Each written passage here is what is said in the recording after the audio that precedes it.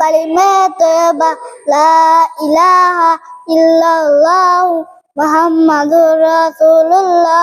কালিমা তয়্যিবার অর্থ আল্লাহ তাআলা ব্যতীত ইবাদতের উপযুক্ত আর কোনো মাবুদ নাই। হযরত মুহাম্মদ মুস্তাফা সাল্লাল্লাহু আলাইহি ওয়াসাল্লাম আল্লাহ তাআলার বান্দা ও রাসূল।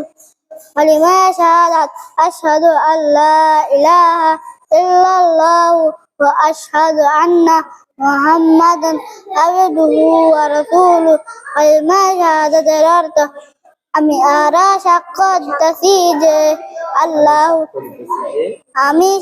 দিতেছি যে আল্লাহ তাআলা ব্যতীত ইবাদতের উপযুক্ত আর কোনো মাবুদ নাই। আমি সাক্ষ্য দিতেছি যে হযরত মুহাম্মদ মুস্তাফা সাল্লাল্লাহু আলাইহি ওয়াসাল্লাম আল্লাহ তাআলার বান্দা ও রাসূল। ঈমানে মুজমাল আমানতু বিল্লাহি কামা হুয়া বিআসমাইহি ওয়া সিফাতিহি ওয়া কাবিলতু জামিআ আহকামিহি। ঈমানে মুজমালের অর্থ আমি ঈমান আনিলাম সর্ববিধ নাম ও গুণ বিশিষ্ট আল্লাহ তাআলার উপর এবং তাহার সমস্ত হুকুম মানিয়া রইলাম।